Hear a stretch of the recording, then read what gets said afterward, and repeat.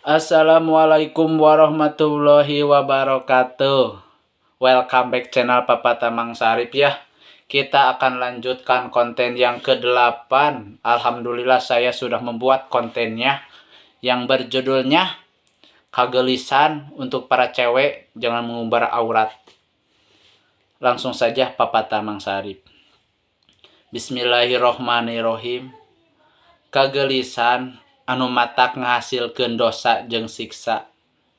Nya meureun ayeuna mah aranjeun teh ngarasa bangga.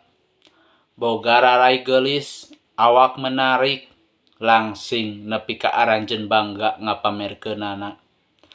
Buuk aranjeun alus panjang ngarumbay, bangga marake baju karetat, bangga ku sanjungan jeung pujian batur, barobogohan ge bes.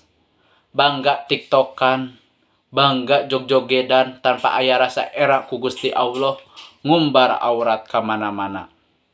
Tapi aranjeun poho bahwasanya eta teh kur jadi dosa jeung siksa anu bakal ku aranjeun dirasakeun di akhirat jaga.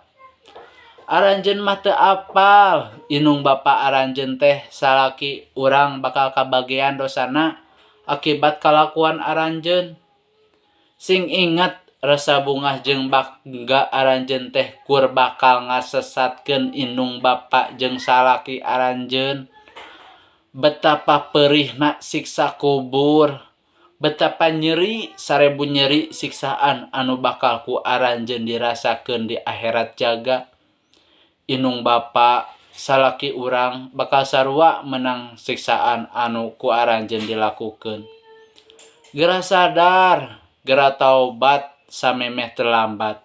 Da Gusti Allah mah maha ngahampura jang hamba-hambana anu daek ngatobatan dosana. Cukup sekian ya Papa Tamang Sarip. Kalau ada waktu lagi kita akan lanjutkan konten yang ke-9. Assalamualaikum warahmatullahi wabarakatuh.